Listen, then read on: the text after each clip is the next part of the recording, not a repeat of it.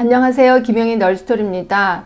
자, 오늘은 지난번에 이어서 건강보험에 대해서 다른 쪽 측면을 좀 더 깊게 들어가겠습니다. 우리 건강보험 하면 생각나는 조직이 세 군데가 있거든요. 하나가 이제 공단, 또 하나가 심평원, 또 하나가 요양기관. 그래서 요 세 개에 대해서 말씀을 드릴까 합니다. 대한민국 국민이라면 건강보험에 강제가입인 거 알고 계실 거예요. 이런 것처럼 요양기관도 강제 지정입니다. 법으로 딱 이런 곳은 요양기관이다 라고 딱 지정을 했거든요. 그럼 어느 곳인데, 자, 요걸 외워두셔야 돼. 자, 제일 처음은 의료법에 의한 의료기관이요. 의료법에 의한 의료기관 예전에 배웠었는데 다시 한번 반복하겠습니다. 자, 의원급 의료기관, 그리고 조산원, 병원급 의료기관, 요 세 개가 있는 거죠. 두 번째는 지역보건법에 의한 보건소, 보건지소, 보건의료원 세 개가 있습니다. 그리고 농특법에 의한 보건진료소 있고요. 그 다음에 약사법에 의한 약국, 그 다음에 한국희귀필수의약품센터까지 있습니다. 이게 딱 지정을 해놨습니다. 이게 요양기관.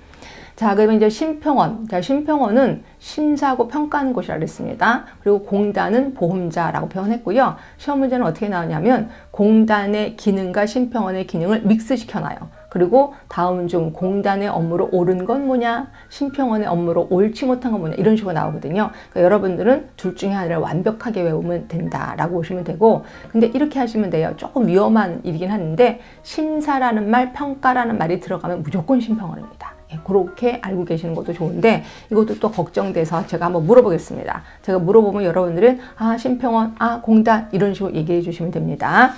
자, 요양급여 비용의 심사. 심사라는 말이 들어가니까 심평원 맞지? 자, 그 다음에 두 번째입니다. 가입자 피부양자의 자격관리. 네, 심사평가라는 말 없습니다. 그러니까 공단. 그 다음에 보험급여의 관리. 뭘까요? 네, 공단이죠. 자, 그 다음 요양급여의 적정성 평가. 네, 심평원이죠. 자, 그 다음에 의료시설을 직접 운영도 한대요. 자, 의료시설 직접 운영하는데 어딜까요? 네, 공단입니다. 혹시 일산의 일산병원이라고 알고 계시나요? 이거는 공단이 운영하는 의료기관이에요. 그렇죠? 자, 그 다음에 자산의 관리, 운영 및 증식사업. 네, 역시 공단의 일입니다. 자, 그 다음 심사 기준 및 평가 기준의 개발. 다 나왔죠? 심평원이죠? 심평원. 자, 하나 더 하겠습니다. 자, 보험급여 비용의 지급. 네, 이것도 역시 공단이라고 보시면 되고, 그래서 이렇게 좀 구분을 하시면 될 것 같은데, 자, 저는 이 중에서 공단이 하나 갖고 있는 구상권에 대해서 좀 말씀을 드릴까 하는데요. 자, 제가 길거리를 가다가 어떤 사람이 칼을 들이면서 저를 인질로 잡은 거예요. 말 그대로 제가 인질이 된 겁니다. 이 사람이 경찰들한테 자기 여자친구를 안 찾아주면 이 여자를 칼로 찌르겠다는 거야. 근데 경찰이 바빠서 안 찾아준 거예요. 그러니까 이 남자가 화가 나서 나를 칼로 찌를 겁니다. 그럼 저는 칼에 찔린 채로 응급실에 가겠죠. 자, 요거 보험 처리 될까요? 안 될까요? 궁금하지 않으세요? 네, 보험 처리 안 되는 거 아시죠? 왜?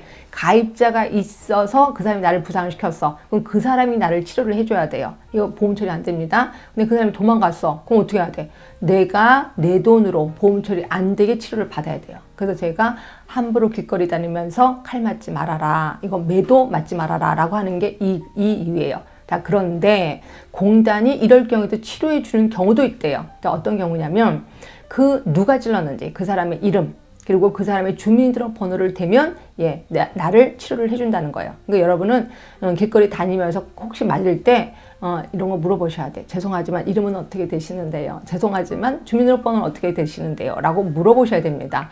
그래서 정말 다행히 그 사람이 대줬어. 이름도 대주고 주민등록번호를 대줬어. 그러면 응급실에 가서 이런 사람이 저를 때렸어요. 라고 하잖아요. 그러면 그 사람을 찾아서 그 사람한테 돈을 대신 물리고 있다는 거죠. 이걸 우린 구상권이라고 하는 거고요. 구상권은 누구에게 있다? 네, 공단에게 있다. 기억하시면 돼요. 그래서 구상권, 공단에 있구나. 이게 기억하시면 될 것 같고요. 그 다음에 심평원에서 또 하나 좀 말씀드리고 싶은 게 응급의료비 대지급제도라는 걸 하나 더 말씀드릴까 합니다. 자, 이건 뭔 소리냐면 가끔 가다가 우리 길거리 가다가 어떤 사람이 쓰러져 있어. 그럼 우리가 이제 착한 마음으로 이분을 응급실로 모셔다 드릴 겁니다.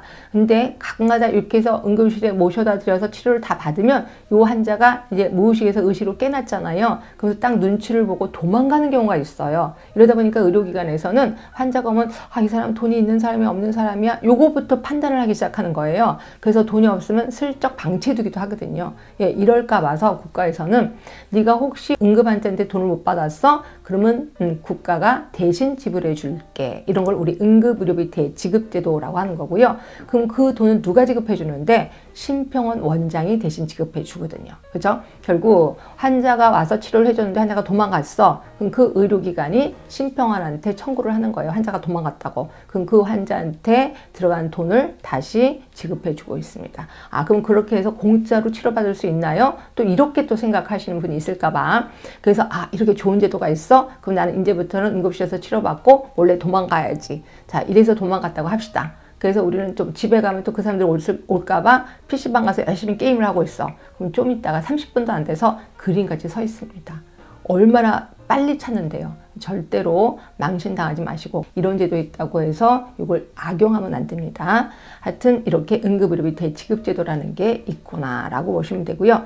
요거랑 비슷한 게 또 하나 있습니다. 의료급여 대지급제도. 이거 헷갈립니다. 결국 우리나라는 대지급제도가 두 가지가 있는데 하나가 응급의료비 대지급제도, 그 다음에 의료급여비 대지급제도. 그러면 이제 의료급여비 대지급제도도 좀 설명을 드릴까 하는데, 자, 요거는 의료급여 대상자, 우리가 알고는 기초수급자 중에서 의료급여 대상자들 있잖아요. 1종 있고 2종이 있는데 2종은 병원에 입원을 하면은 본인 부담금이 15% 내거든요. 이러다 보니까 돈이 퇴원할 때 돈이 굉장히 많이 내는 경우가 있어. 특히 20만 원 이상이야. 이랬을 때 돈을 못 내시는 경우가 많거든요. 이럴 때는 대신 지급해 줄게 라고 하는 게 의료급여비 대지급제도예요.